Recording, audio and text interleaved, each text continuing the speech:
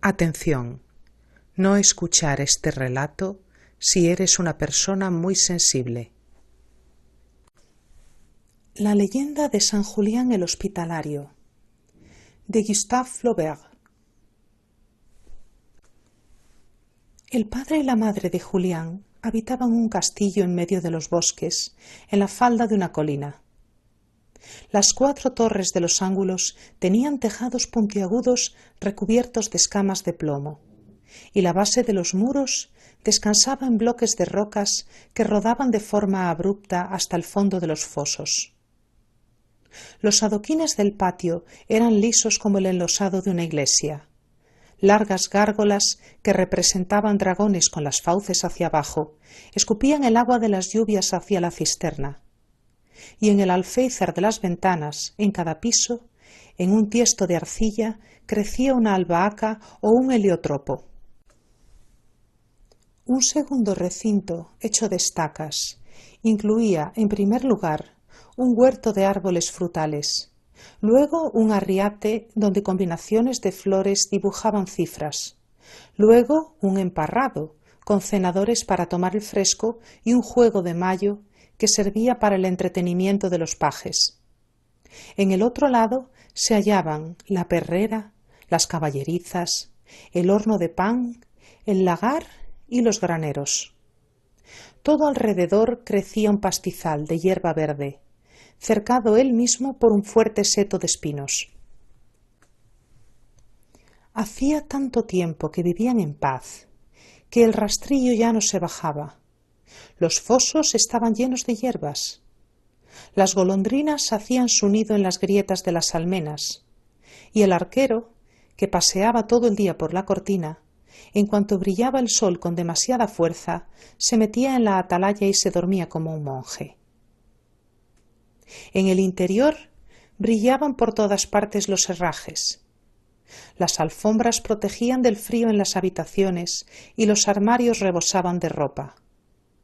Las cubas de vino se apilaban en la bodega. Los arcones de roble reventaban bajo el peso de los saquitos de plata. En la sala de armas, entre estandartes y cabezas de animales feroces, se veían armas de todas las épocas y de todas las naciones. El asador principal de la cocina podía dar vueltas a un buey, y la capilla era suntuosa como un oratorio regio. Había incluso, en un lugar apartado, un baño a la romana, pero el buen castellano se privaba de él por estimar que es costumbre de paganos. Envuelto siempre en una pelliza de zorro, se paseaba por su casa.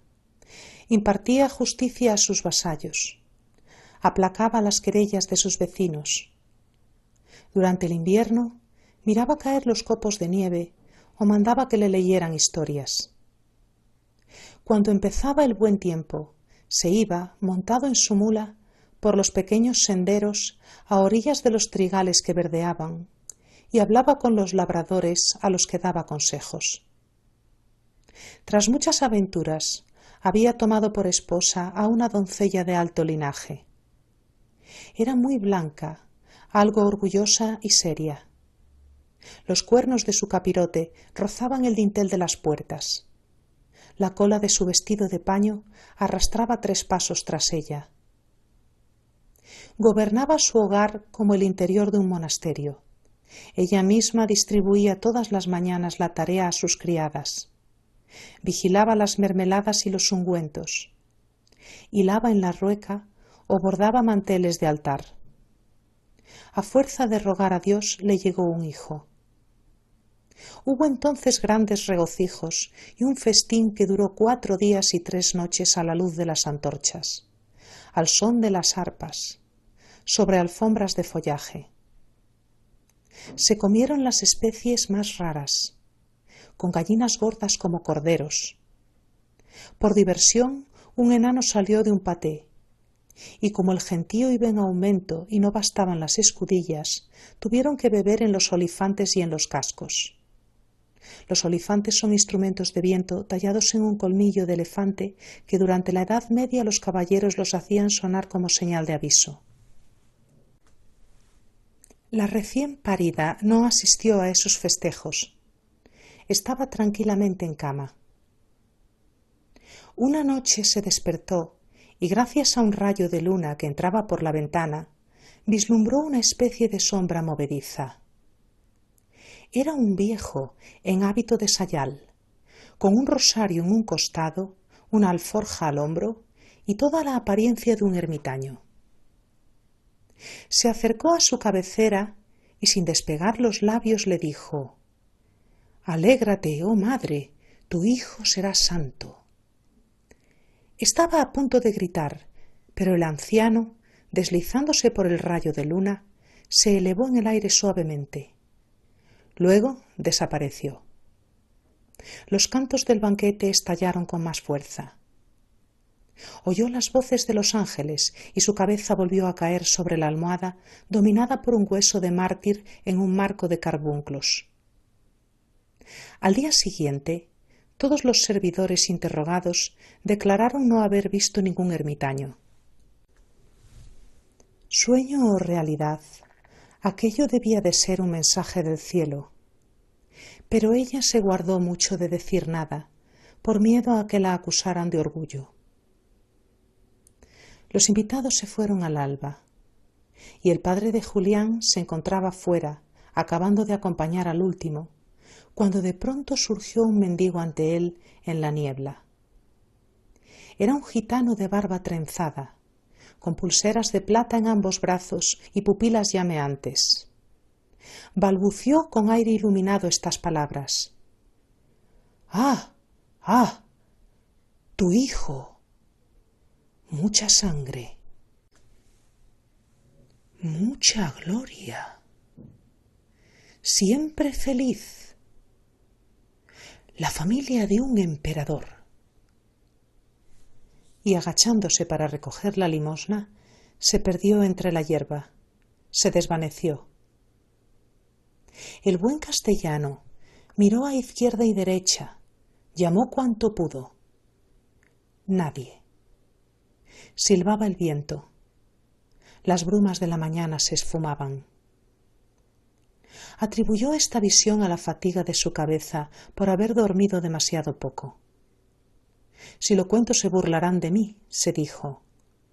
Sin embargo, los esplendores destinados a su hijo lo deslumbraban, aunque la promesa no fuese clara y dudase incluso de haberla oído.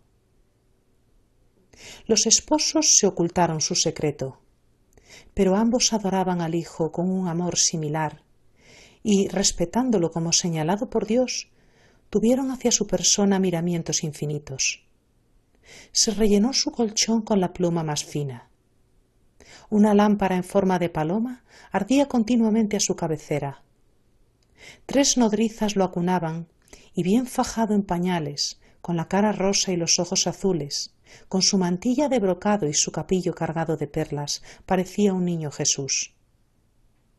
Los dientes le crecieron sin que llorase una sola vez. Cuando tuvo 7 años, su madre lo enseñó a cantar. Para hacerlo valiente, su padre lo subió a un caballo grande. El niño sonreía de gusto y no tardó en saber todo lo que concierne a los destreros. Un viejo monje muy sabio le enseñó la Sagrada Escritura, la numeración de los árabes, las letras latinas, y a hacer sobre el pergamino pinturas preciosas. Trabajaban juntos en lo más alto de una torre, alejados del ruido. Una vez acabada la clase, descendían al jardín donde, paso a paso paseando, estudiaban las flores. Caminando por el fondo del valle, divisaba a veces una reata de animales de carga, conducidos por un caminante de indumentaria oriental. El castellano, que lo había reconocido como un mercader, enviaba un criado en su busca. El extranjero, confiado, se apartaba de su ruta. Introducido en el locutorio, sacaba de sus cofres piezas de terciopelo y de seda, orfebrerías, perfumes, cosas singulares de un uso desconocido. Por fin, el buen hombre se iba. Otras veces una tropa de peregrinos llamaba a la puerta.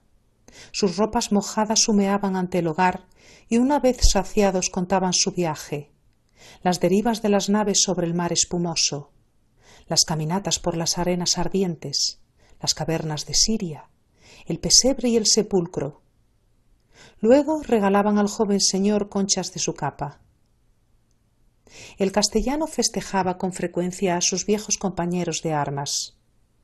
Mientras bebían, recordaban sus guerras, los asaltos a las fortalezas junto con el golpeteo en las murallas de las catapultas y las prodigiosas heridas.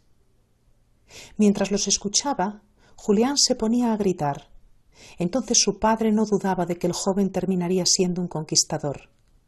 Pero por la noche, al salir del Ángelus, cuando pasaba entre los pobres inclinados, sacaba monedas de su bolsa con tanta modestia y un aire tan noble que su madre esperaba verlo arzobispo en el futuro.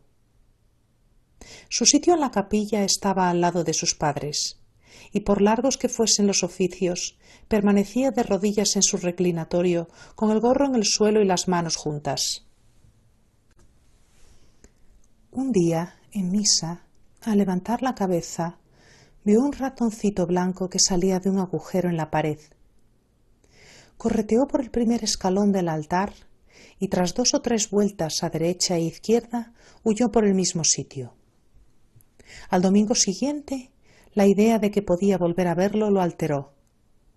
Reapareció el ratoncillo y él cada domingo lo esperaba. Le molestaba. Empezó a odiar al ratoncillo y decidió deshacerse de él. Así pues, tras cerrar la puerta y sembrar los escalones con migajas de una torta, se apostó delante del agujero con un palo en la mano. Al cabo de muchísimo rato apareció un hocico rosado y luego el ratón entero. Le dio un golpe suave y quedó pasmado ante aquel cuerpecillo que ya no se movía. Pero una gota de sangre manchaba la losa. La limpió enseguida con su mano, tiró fuera el ratón y no dijo nada a nadie. Toda clase de pajarillos picoteaban las semillas del huerto. Se le ocurrió poner guisantes en un junco hueco. Cuando oía gorjeos en un árbol, se acercaba despacio. Luego levantaba el tubo, inflaba sus carrillos y los animalitos le llovían sobre los hombros en tal abundancia que no podía dejar de reír, feliz con su malicia. Una mañana, cuando volvía por la cortina, vio en la cresta de las murallas un palomo gordo de patas rosadas que se pavoneaba al sol. Julián se detuvo para mirarlo. Como en aquel punto de la muralla había una brecha, bajo sus dedos se encontró un trozo de piedra. Giró el brazo y la piedra abatió al pájaro que cayó redondo al foso. Corrió hacia el fondo, lastimándose en los zarzales y huroneando por todas partes, más ligero que un cachorro de perro. La persistencia de su vida irritó al niño. Se puso a estrangularlo, y las convulsiones del pájaro hacían latir su corazón, lo henchían de una voluptuosidad salvaje y tumultuosa. Con el último estertor se sintió desfallecer. Por la noche, durante la cena, su padre declaró que a su edad debería aprender montería y fue en busca de un viejo cuaderno de escritura que contenía, mediante preguntas y respuestas, toda la ciencia de la caza. En él, un maestro mostraba a su alumno el arte de adiestrar perros y de amaestrar halcones, de tender trampas, cómo reconocer al ciervo por sus cagarrutas, al zorro por sus huellas, al lobo por las marcas de sus patas, cuál es el mejor medio de discernir sus rutas, de qué manera se los levanta, dónde se hallan ordinariamente sus madrigueras y cuáles son los vientos más propicios, junto con la enumeración de los gritos y las reglas de la ralea. Cuando Julián supo recitar de memoria todas esas cosas, su padre le preparó una jauría. Primero se veían en ella 24 lebreles berberiscos, más veloces que gacelas, aunque propensos a enfurecerse. Luego 17 parejas de perros bretones, moteados de blanco sobre fondo rojo, fiables y seguros, fuertes de pecho y grandes ladradores. Para atacar el jabalí y sus refugios peligrosos, había 40 grifones, peludos como osos. Unos mastines de Tartaria, casi tan altos como asnos, de color fuego, con el espinazo largo y el corvejón recto, estaban destinados a perseguir a los huros. El pelaje negro de los podencos relucía como el raso. El gañido de los talbots valía tanto como el de los beagles cantores. En un patio aparte, agitando su cabeza, moviendo las pupilas, gruñían 8 dogos alanos, animales formidables que saltan al vientre de los jinetes y no tienen miedo a los leones. Todos comían pan de trigo, bebían en pilones de piedra y llevaban un nombre sonoro. La halconería tal vez superaba a la jauría. A fuerza de dinero, el buen castellano se había procurado terzuelos del Cáucaso, sacres de Babilonia, gerifaltes de Alemania y halcones peregrinos capturados en los acantilados a orillas de los mares fríos en lejanos países. Se alojaban en un cobertizo cubierto de paja, y atados por orden de tamaño en las perchas, tenían delante un montículo de césped donde de vez en cuando los posaban para desentumecerlos. Se confeccionaron morrales, anzuelos, trampas para alimañas y toda clase de aparatos. A menudo llevaban al campo perros de muestra que pronto se detenían. Entonces los monteros, avanzando paso a paso, extendían con precaución sobre sus cuerpos impasibles una red inmensa. Una orden los hacía ladrar, las codornices echaban a volar, y las damas de los alrededores, invitadas con sus maridos, hijos y doncellas, todo el mundo, se lanzaba a por ellas y las cogían fácilmente. Otras veces, para levantar las liebres, batían el tambor. Los zorros caían en los fosos, o un cepo al dispararse atrapaba la pata de un lobo. Pero Julián despreció esos artificios cómodos. Prefería cazar lejos de la gente, con su caballo y su halcón. Este era casi siempre un gran tartaret de Escitia blanco como la nieve. Remataba su capuchón de cuero un penacho. En sus patas azules temblaban unos cascabeles de oro, y se mantenía firme sobre el brazo de su amo mientras el caballo galopaba y se extendían las llanuras. Desatándole las correas, Julián lo soltaba de repente. El osado animal subía en el aire derecho como una flecha, y se veía 2 manchas desiguales girar, unirse y luego desaparecer en las alturas del azul. No tardaba el halcón en descender desgarrando algún pájaro para posarse de nuevo sobre el guantelete con las 2 alas temblando. Julián cazó de ese modo la garza, el milano, la corneja y el buitre. Cuando sonaban las trompas, le gustaba seguir a sus perros que corrían por la falda de las colinas, saltaban los arroyos, volvían a subir hacia los bosques, y cuando el ciervo empezaba a gemir bajo los mordiscos, lo abatía enseguida para deleitarse luego con la furia de los mastines que lo devoraban troceado en piezas sobre su propia piel humeante. Los días de bruma se adentraba en una ciénaga para acechar a las ocas, las nutrias y los patos salvajes. 3 escuderos lo esperaban desde el alba al pie de la escalinata, y por más que el viejo monje, asomado a su lucera, le hiciera signos llamándolo, Julián no se movía. Iba en medio del ardor del sol, bajo la lluvia, en la tempestad. Bebía el agua de los manantiales en la mano. Comía mientras trotaba manzanas silvestres. Si estaba fatigado, descansaba bajo un roble.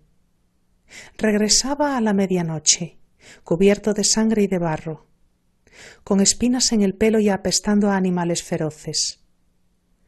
Se volvió como ellos. Cuando su madre lo abrazaba, aceptaba fríamente su abrazo y parecía meditar en cosas profundas.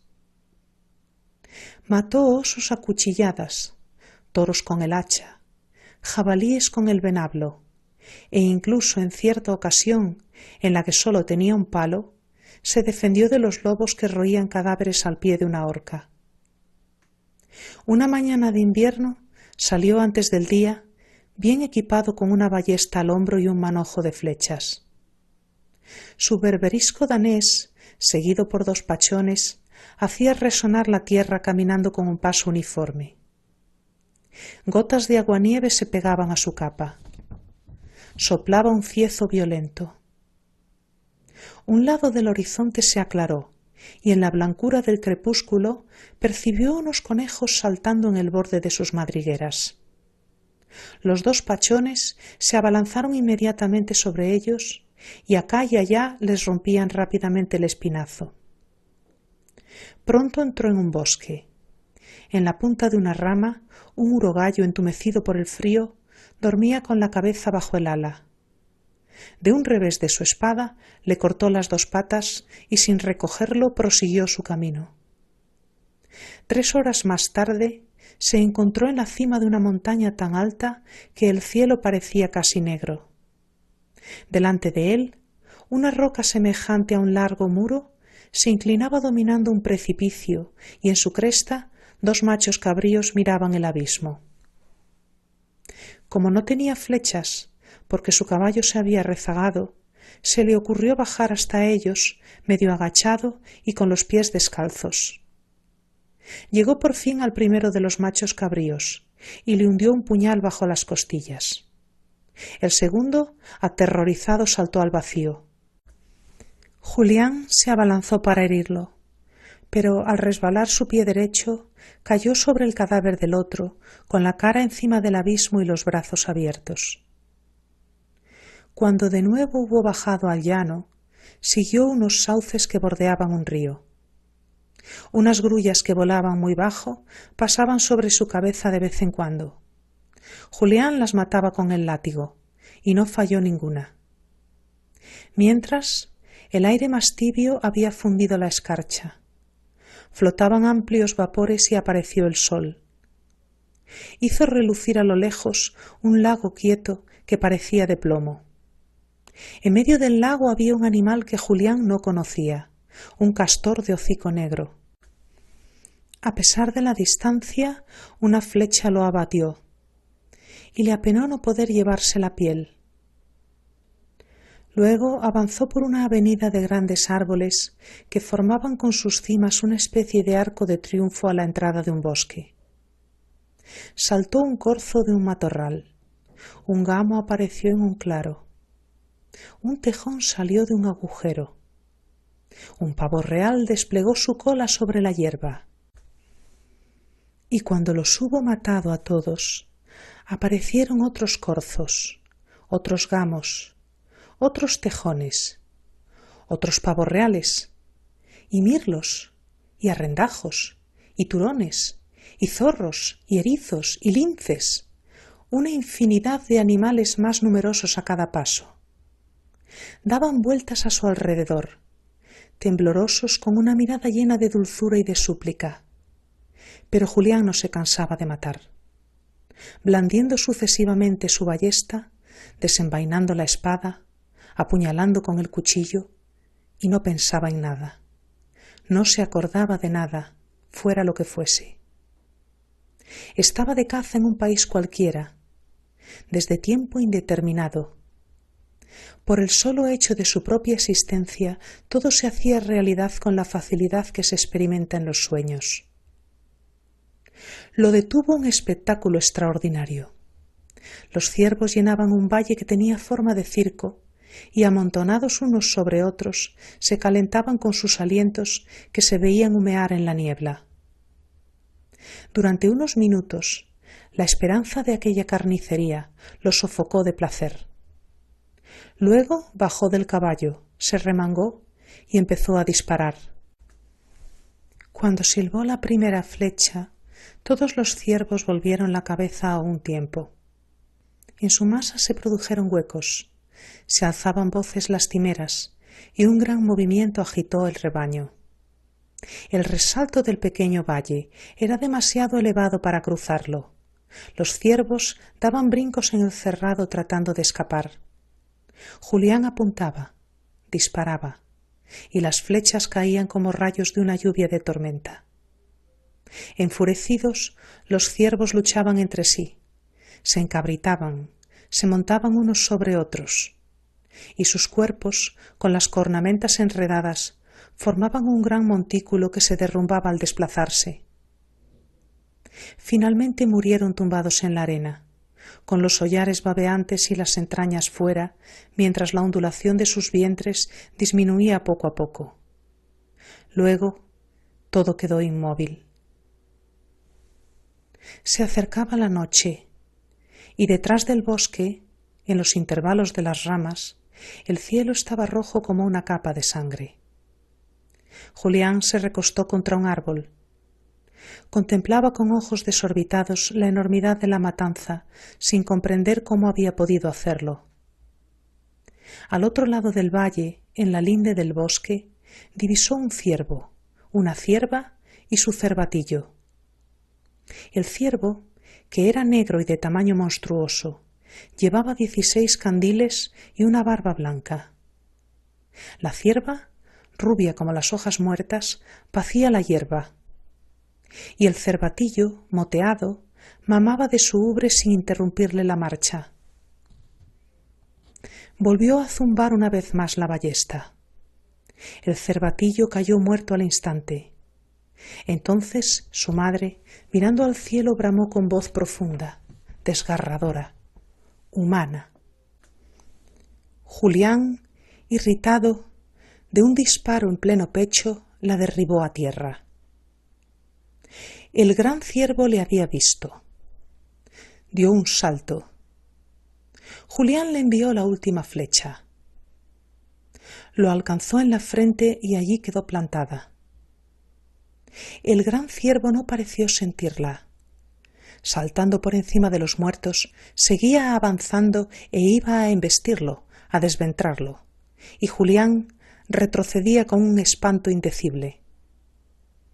El prodigioso animal se detuvo, y con ojos llameantes, solemne como un patriarca y como un justiciero, mientras a lo lejos sonaba una campana, repitió 3 veces: «¡Maldito! ¡Maldito! ¡Maldito! Un día, corazón feroz, asesinarás a tu padre y a tu madre». Dobló las rodillas, cerró suavemente los párpados y murió. Julián quedó estupefacto.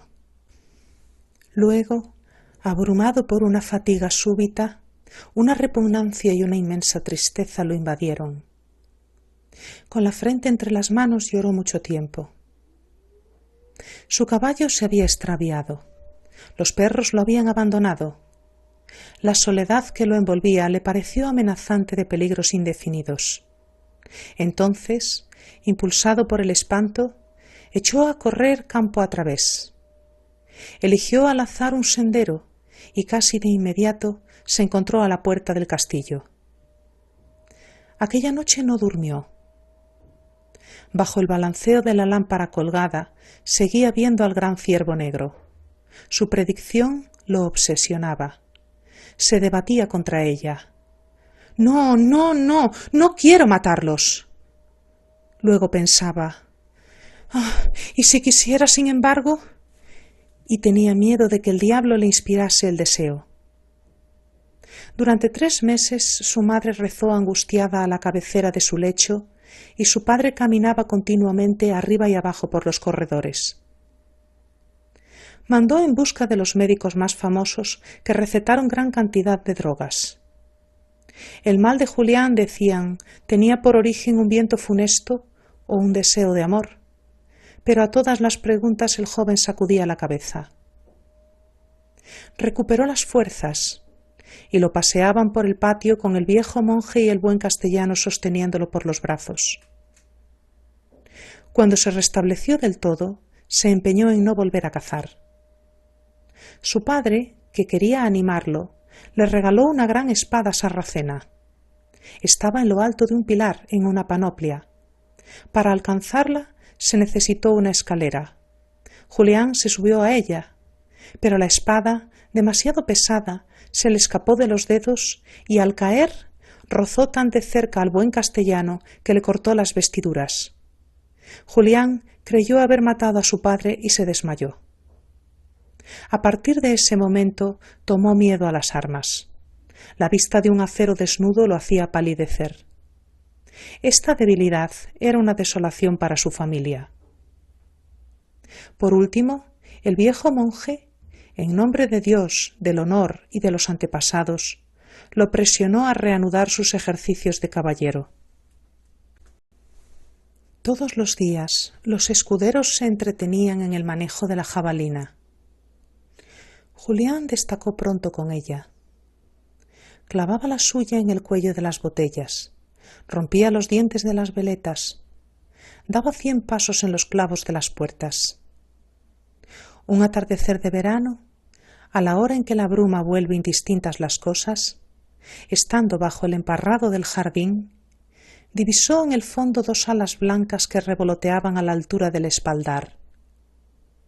No dudó de que era una cigüeña y le lanzó su venablo. Se oyó un grito desgarrador. Era su madre, cuya cofia de largas cintas seguía clavada contra la pared. Julián huyó del castillo y no volvió a aparecer. 2. Se alistó en una tropa de aventureros que por allí pasaban. Conoció el hambre, la sed, las fiebres y los parásitos. Se acostumbró al estrépito de las refriegas, a la vista de los moribundos. El viento curtió su piel. Sus miembros se endurecieron al contacto de las armaduras, y como era muy fuerte, valiente, sobrio y sagaz, logró sin esfuerzo el mando de una compañía. Al principio de las batallas, entusiasmaba a sus soldados con un gran movimiento de su espada. Con una cuerda de nudos, escalaba de noche balanceado por el huracán las murallas de las ciudades, mientras las cenizas incandescentes del fuego griego se pegaban a su coraza y la resina hirviente y el plomo fundido chorreaban desde las almenas. A menudo rompió su escudo el golpe de una piedra. Puentes demasiado cargados de hombres se desmoronaban bajo sus pies. Haciendo molinetes con su maza, se libró de 14 jinetes. Retó en el campo de honor a todos los que se ofrecieron.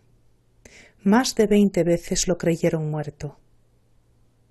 Gracias al favor divino escapó siempre, porque protegía a las gentes de la iglesia, a los huérfanos, a las viudas y sobre todo a los ancianos. Cuando veía a uno caminar delante de él, gritaba para verle la cara como si tuviera miedo a matarlo por error.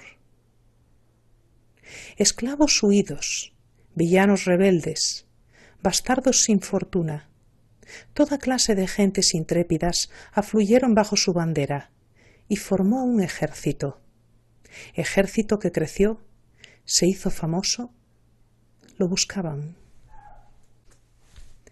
Unas veces ayudó al delfín de Francia y al rey de Inglaterra, a los templarios de Jerusalén, al Surena de los Partos, al Negus de Abisinia y al emperador de Calicut. Combatió a escandinavos cubiertos de escamas de pescado, a hombres provistos de rodelas de cuero de hipopótamo y montados sobre asnos de pelaje rojizo, a indios de color de oro que blandían por encima de sus diademas anchos sables más claros que espejos. Venció a los trogloditas y a los antropófagos. Cruzó regiones tan tórridas que bajo el ardor del sol las cabelleras se encendían por sí solas como antorchas, y otras tan glaciales que los brazos se desprendían del cuerpo y caían al suelo, y países donde había tanta niebla que se caminaba rodeado de fantasmas. Repúblicas en apuros lo consultaron. En las entrevistas de embajadores obtenía condiciones inesperadas. Si un monarca se portaba demasiado mal, él llegaba de improviso y lo reprendía.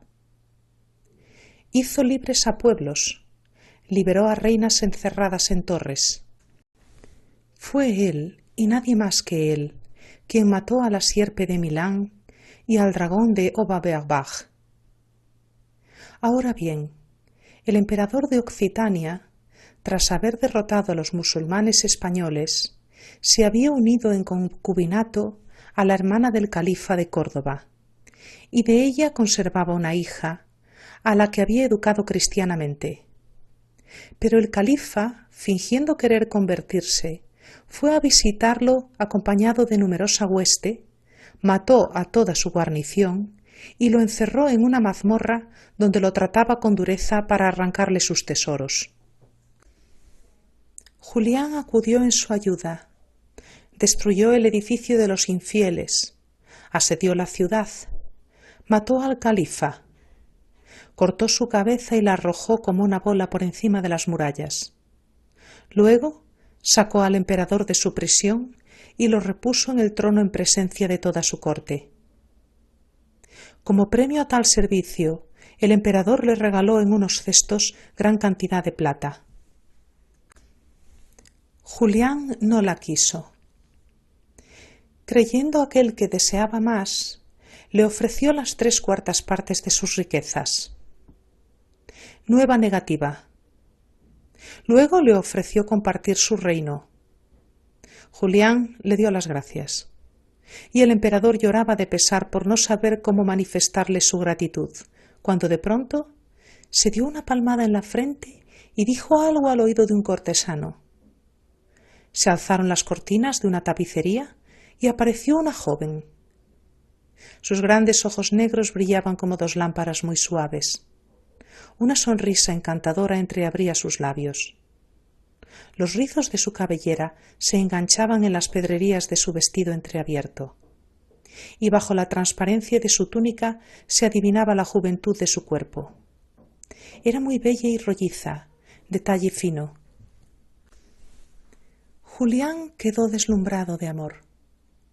Así pues, recibió en matrimonio a la hija del emperador, junto con un castillo que ella había heredado de su madre, y una vez terminadas las bodas, se despidieron con infinitas cortesías por ambas partes. Era un palacio de mármol blanco, construido al estilo morisco sobre un promontorio en un bosque de naranjos. Terrazas de flores descendían hasta la orilla de un golfo, donde conchas rosadas crujían bajo los pasos. Detrás del castillo se extendía un bosque diseñado en forma de abanico. El cielo era continuamente azul, y los árboles se mecían alternativamente bajo la brisa marina y el viento de las montañas que cerraban a lo lejos el horizonte. Los aposentos, invadidos por el crepúsculo, se iluminaban con las incrustaciones de las paredes. Altas columnatas, delgadas como cañas, soportaban la bóveda de las cúpulas, decoradas con relieves que imitaban las estalactitas de las grutas. Había surtidores de agua en las salas, mosaicos en los patios, tabiques festoneados, 1000 delicadezas de arquitectura, y por todas partes tal silencio que se oía el roce de un pañuelo o el eco de un suspiro. Julián ya no hacía la guerra. Reposaba rodeado por un pueblo tranquilo. Todos los días pasaba ante él una muchedumbre con genuflexiones y besamanos a la oriental. Vestido de púrpura, permanecía acodado en el vano de una ventana, recordando las cacerías de antaño.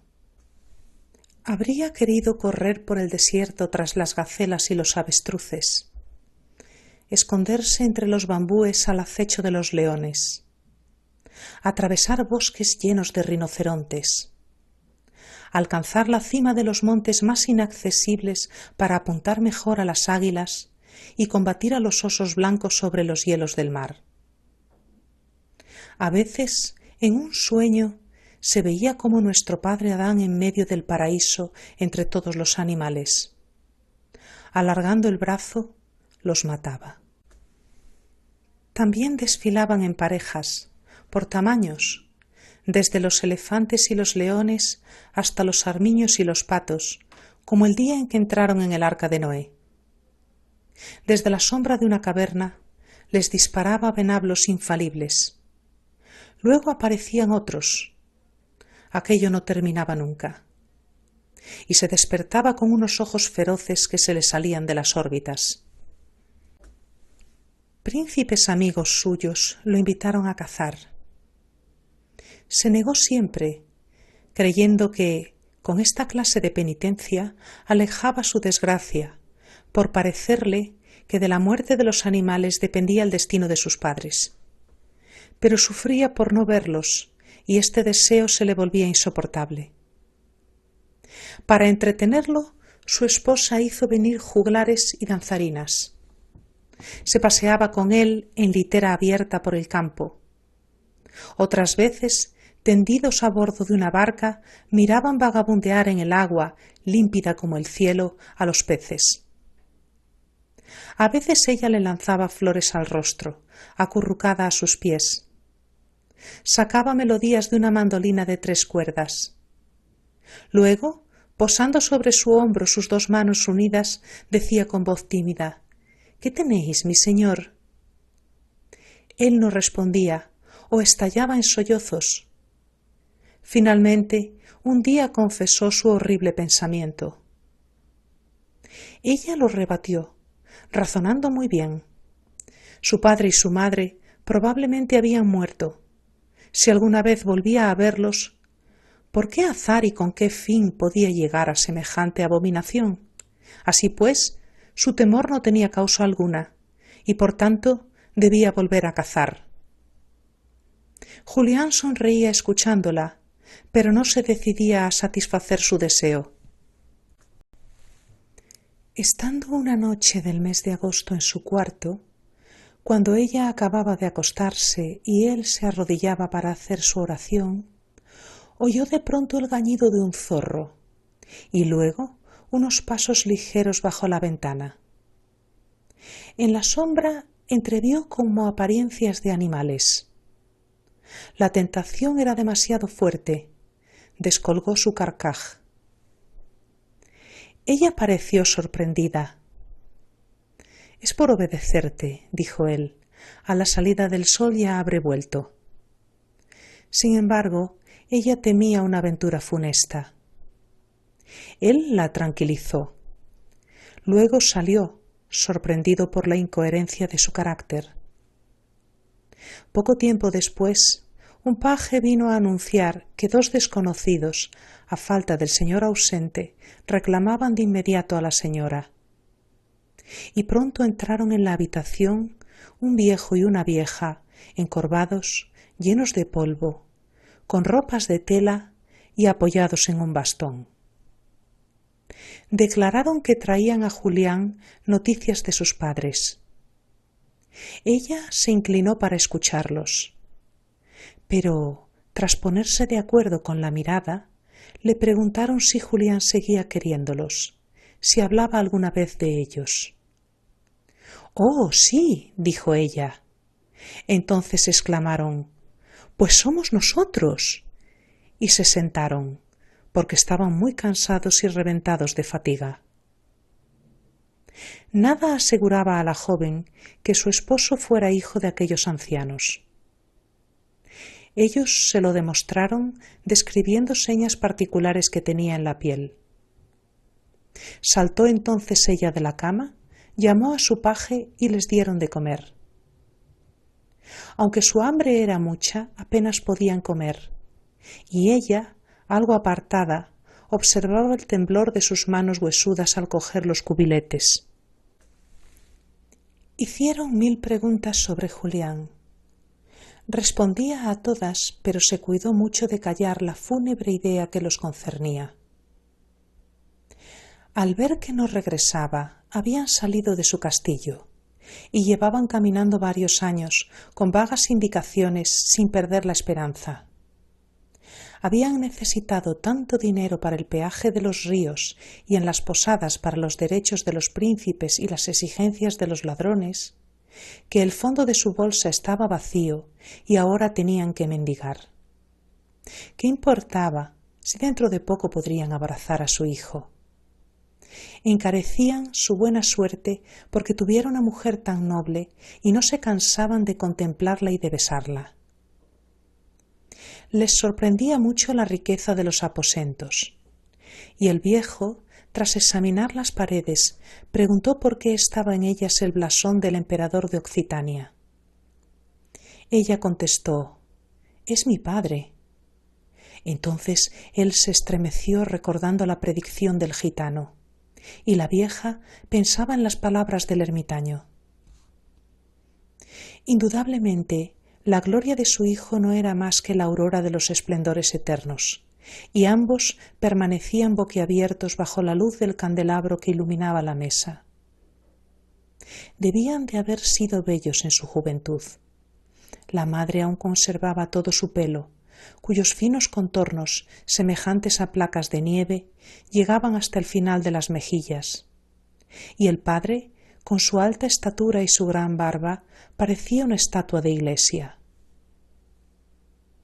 La mujer de Julián les aconsejó que no lo esperaran. Los acostó ella misma en su cama. Luego cerró la ventana. Se durmieron. El día ya apuntaba, y tras la vidriera los pajarillos empezaban a cantar. Julián había atravesado el parque y caminaba por el bosque con paso nervioso, gozando de la blandura del césped y de la suavidad del aire.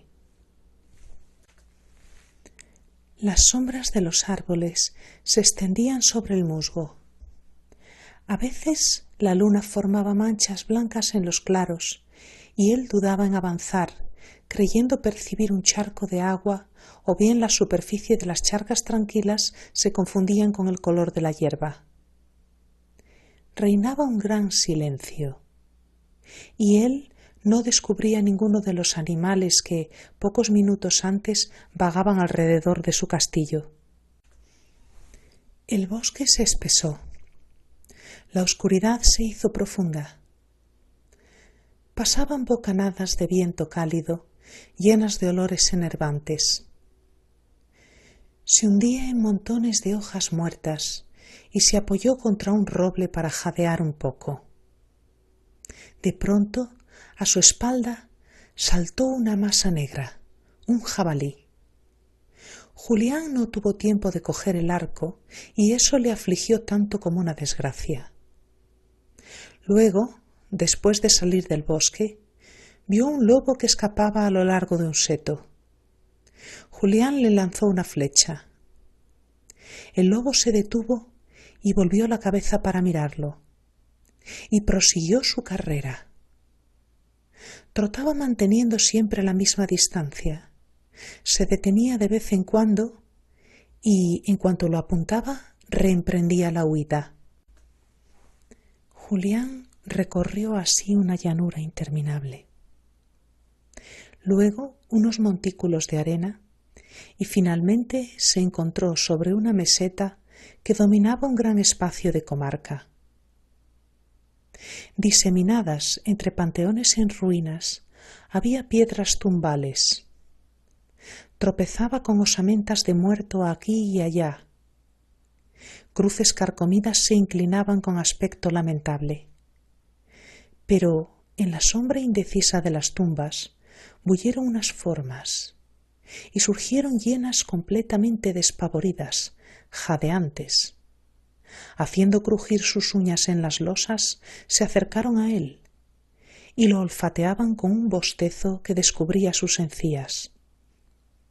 Desenvainó su espada y las hienas se marcharon al mismo tiempo en todas las direcciones y, prosiguiendo su galope cojo y precipitado, se perdieron a lo lejos bajo una nube de polvo. Una hora después, topó en un barranco con un toro furioso que adelantaba los cuernos y escarbaba la arena con su pata. Julián le apuntó la lanza debajo del cuello. Se rompió, como si el animal fuera de bronce. Él cerró los ojos esperando la muerte. Cuando volvió a abrirlos, el toro había desaparecido. Entonces su alma sucumbió de vergüenza.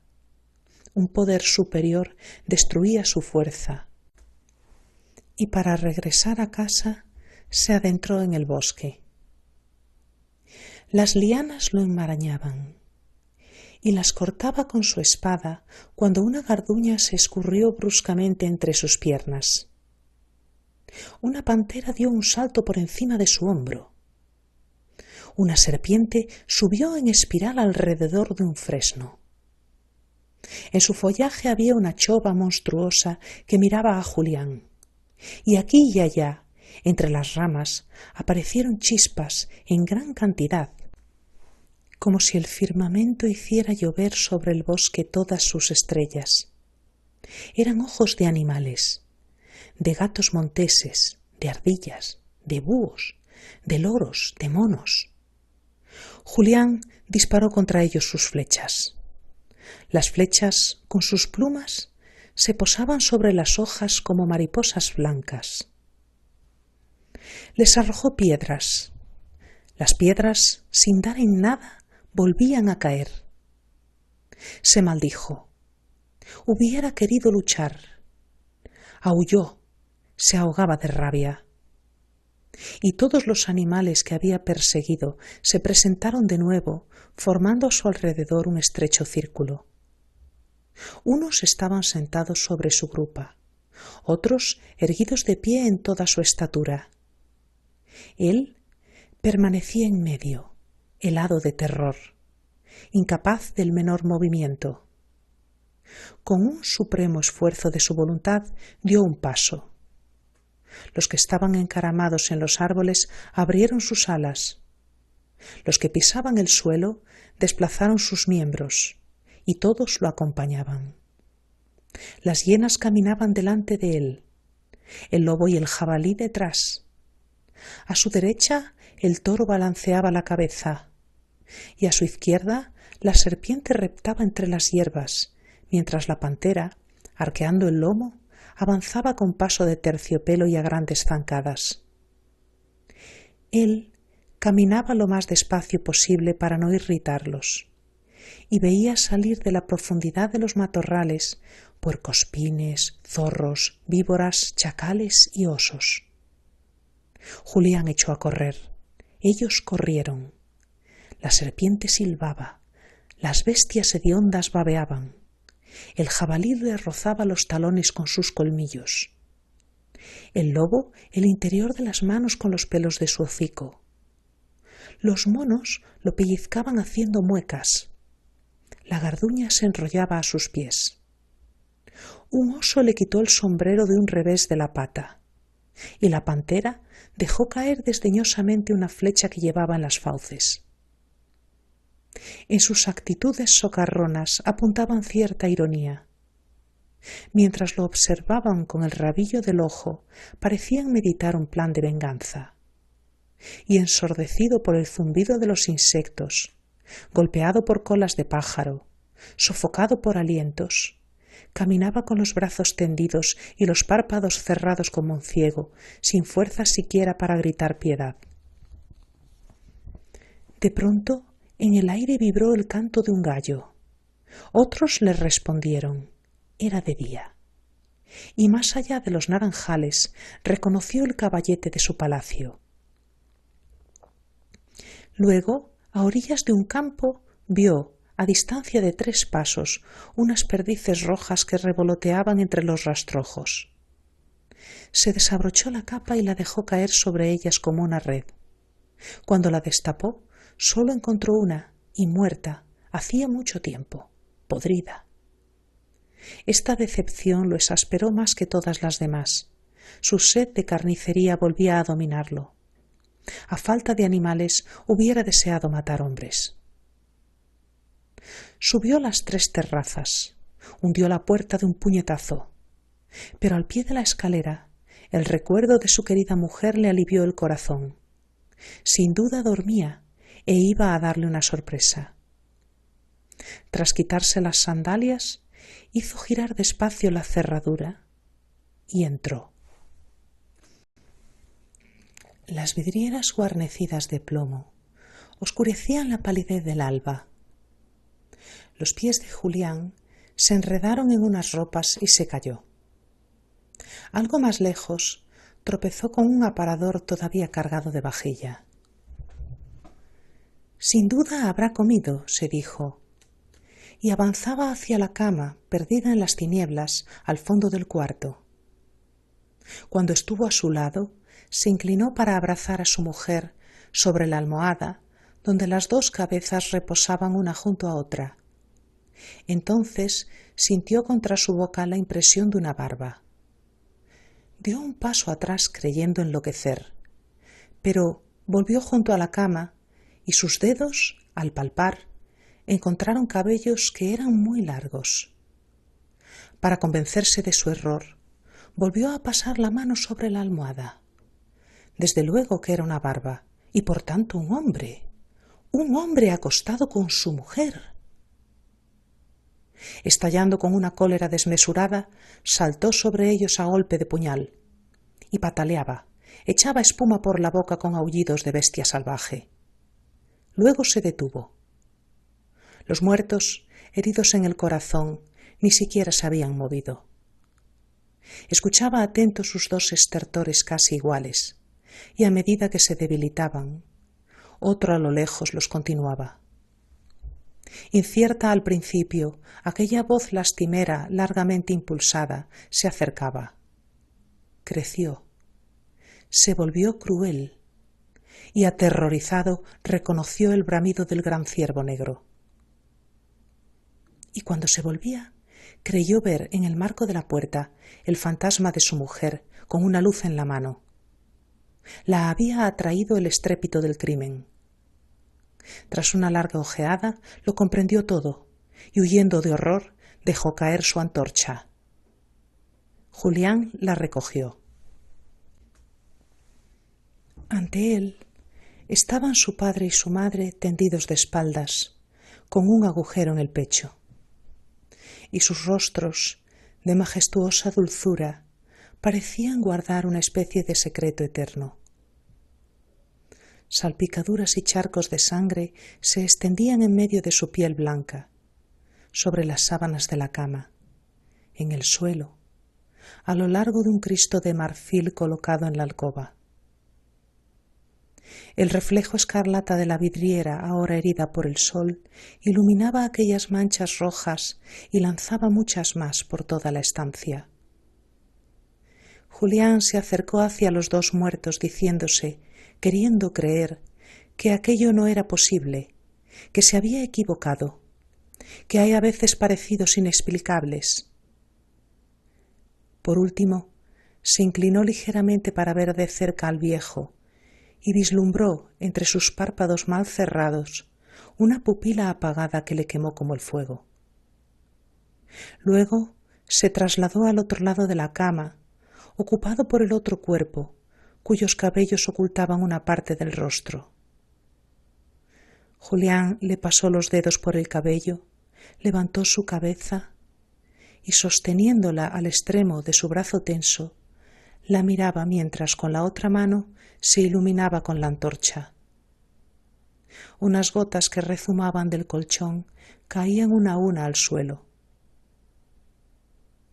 Al final del día se presentó ante su esposa y, con voz distinta de la suya, le pidió no hablarle, no acercársele, no mirarlo siquiera, y que siguiese, so pena de condenación eterna, todas sus directrices que eran irrevocables. Se harían los funerales según las instrucciones que había dejado escritas, sobre un reclinatorio en el cuarto de los muertos. Le dejaba su palacio, sus vasallos, todos sus bienes, sin quedarse siquiera con las ropas de su cuerpo ni sus sandalias que encontraría en lo alto de la escalera. Ella había obedecido la voluntad de Dios, dando ocasión a su crimen, y debía rezar por su alma porque desde ese momento él había dejado de existir. Enterraron a los muertos con magnificencia, en la iglesia de un monasterio a 3 jornadas del castillo. Un monje con la capucha echada siguió el cortejo, alejado de todos los demás, sin que nadie se atreviera a hablarle. Durante la misa permaneció tumbado boca abajo en medio del atrio, con los brazos en cruz y la frente en el polvo. Tras el entierro, se le vio tomar el camino que llevaba a las montañas. Se volvió varias veces y terminó por desaparecer. 3. Se fue mendigando su vida por el mundo. Tendía su mano a los jinetes en los caminos. Con genuflexiones se acercaba a los segadores o permanecía inmóvil ante la verja de los patios. Y su cara era tan triste que nunca le negaban la limosna. Por espíritu de humildad contaba su historia. Entonces todos se alejaban santiguándose. En los pueblos por los que ya había pasado, tan pronto como lo reconocían, cerraban las puertas, le gritaban amenazas, le tiraban piedras.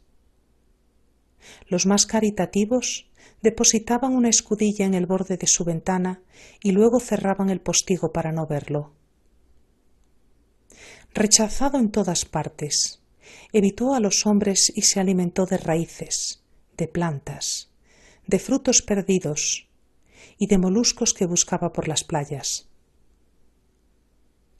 A veces, al doblar una cuesta, veía bajo sus ojos una confusión de tejados apretados, con agujas de piedra, puentes, torres, calles negras que se entrecruzaban, y desde donde hasta él subía un zumbido continuo.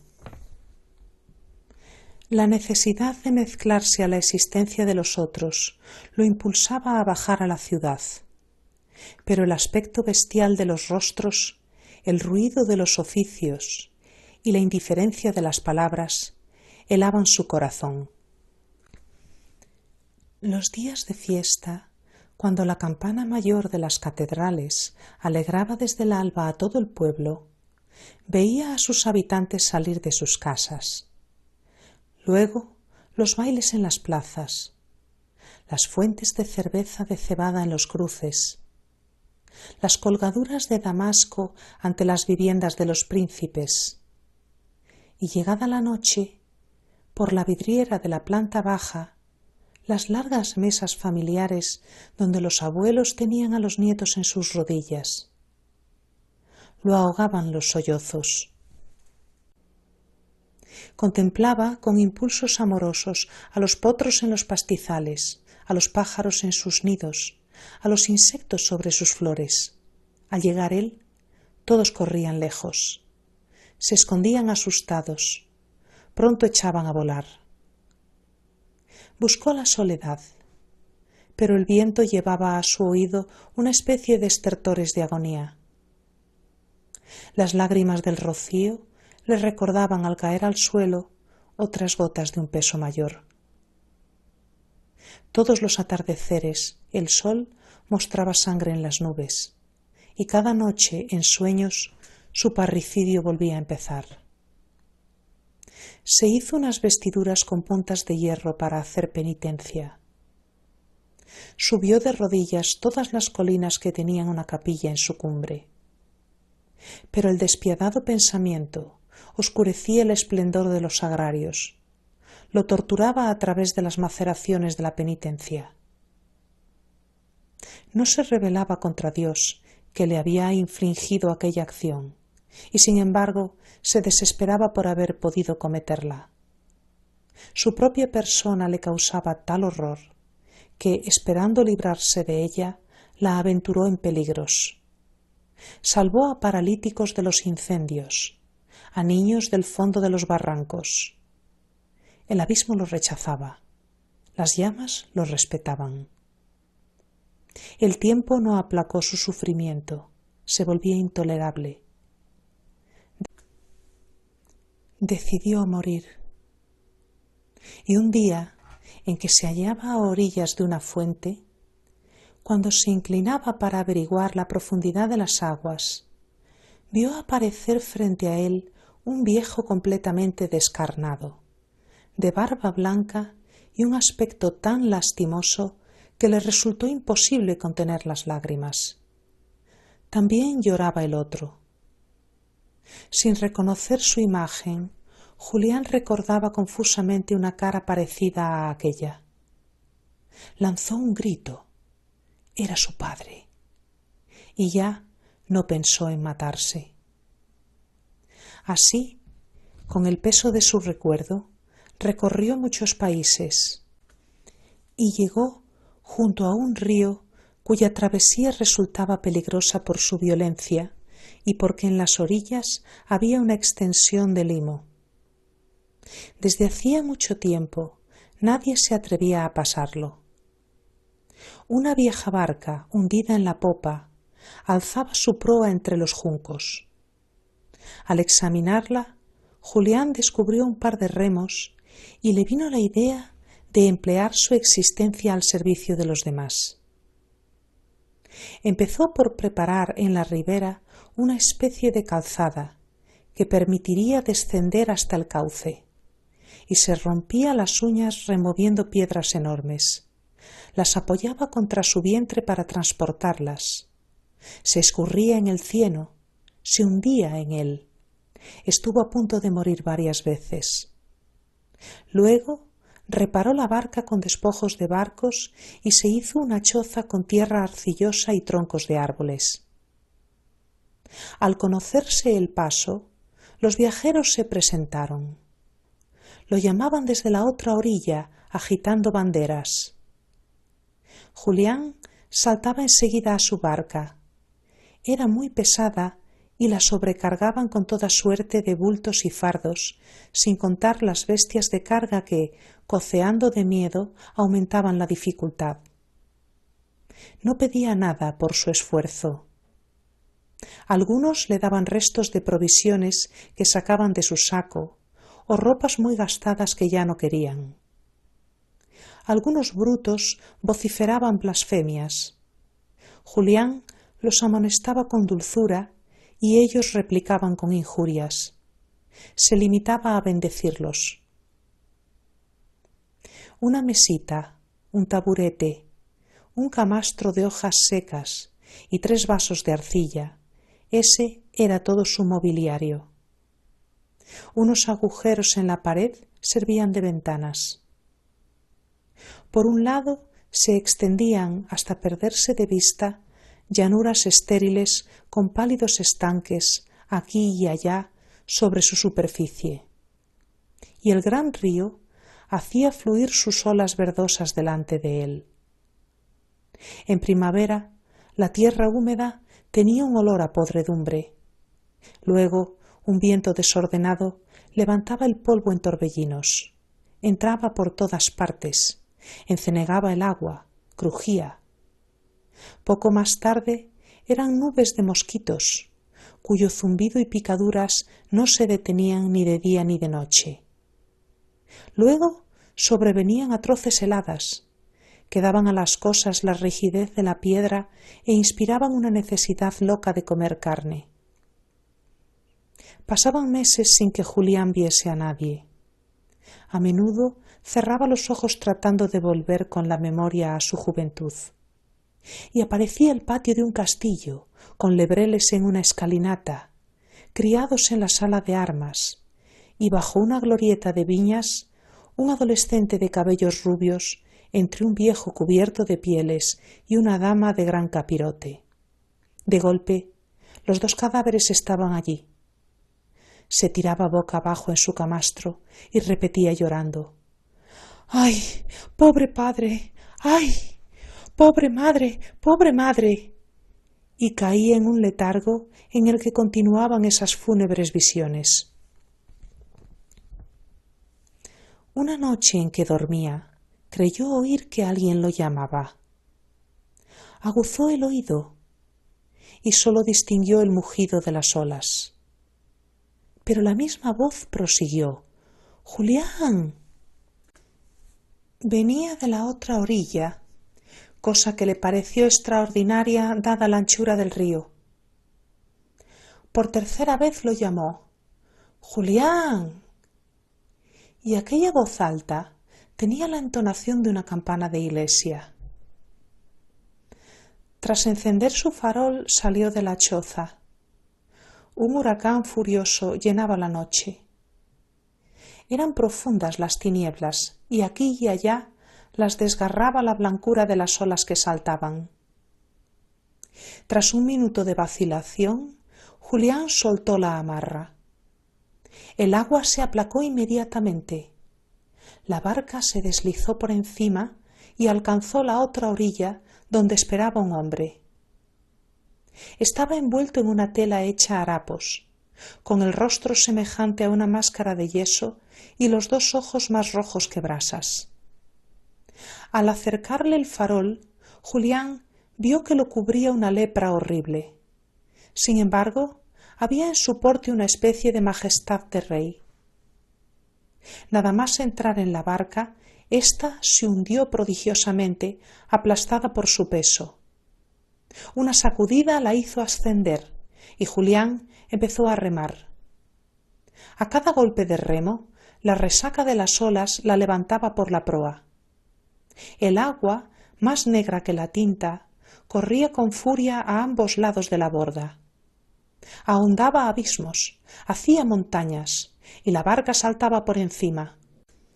Luego volvía a descender hasta las profundidades, donde daba vueltas bamboleada por el viento. Julián inclinaba el cuerpo, desplegaba los brazos, y apoyándose en los pies, se echaba hacia atrás con una torsión de la cintura para tener más fuerza. El granizo le azotaba las manos, la lluvia corría por su espalda, la violencia del aire lo ahogaba. Se detuvo. Entonces la barca fue arrastrada a la deriva, pero comprendiendo que se trataba de algo considerable, de una orden a la que no podía desobedecer, volvió a coger los remos, y el chasquido de las estacas de amarre cortaba el estruendo de la tempestad. Delante de él ardía el pequeño farol. El revoloteo de unos pájaros lo ocultaban a intervalos, pero él seguía viendo las pupilas del leproso, que permanecía de pie a popa, inmóvil como una columna. Y todo esto duró mucho tiempo, muchísimo tiempo.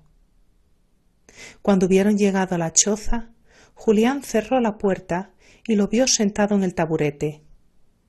La especie de sudario que lo recubría había caído hasta sus caderas, y sus hombros, su pecho y sus brazos flacos desaparecían bajo placas de pústulas escamosas.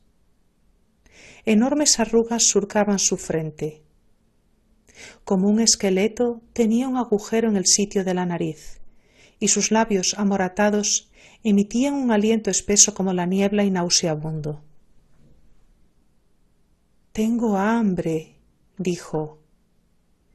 Julián le dio lo que poseía, un trozo de tocino viejo y cortezas de pan negro. Cuando los hubo devorado, la mesa, el cuenco y el mango del cuchillo tenían las mismas manchas que se veían en su cuerpo. Luego dijo: «Tengo sed». Julián fue a buscar su cántaro, y cuando lo cogía, de él salió un aroma que dilató su corazón y las aletas de su nariz. Era vino. ¡Qué hallazgo! Pero el leproso adelantó el brazo y de un trago vació todo el cántaro. Luego dijo: «Tengo frío». Con su vela, Julián encendió un montón de helechos en medio de la cabaña. El leproso fue a calentarse junto a ellos, y en cuclillas, con todos sus miembros temblando, se debilitaba. Sus ojos ya no brillaban, sus úlceras supuraban, y con voz casi apagada murmuró: «Tu cama». Julián lo ayudó dulcemente a llegar hasta ella, e incluso, para taparlo, extendió sobre él la vela de su barca. El leproso gemía. Las comisuras de la boca dejaban ver sus dientes. Un estertor acelerado sacudía su pecho, y con cada una de las aspiraciones su vientre se hundía hasta las vértebras. Luego cerró los párpados. «Tengo como hielo en mis huesos, ven a mi lado».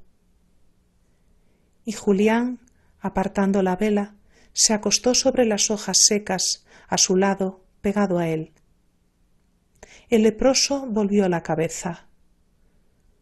«Desnúdate para tener así el calor de tu cuerpo». Julián se quitó la ropa. Luego, desnudo como el día en que nació, volvió a meterse en la cama y sentía contra su muslo la piel del leproso más fría que una serpiente y áspera como una lima. Intentaba animarlo y el otro respondía entre jadeos: «¡Ay, voy a morir! Acércate, caliéntame. No con las manos, no, con todo tu cuerpo». Julián se tendió sobre él por completo, boca contra boca, pecho contra pecho. Entonces el leproso lo abrazó y sus ojos tomaron de pronto una claridad de estrellas. Sus cabellos se alargaron como los rayos del sol. El soplo de las ventanas de su nariz tenía la dulzura de las rosas.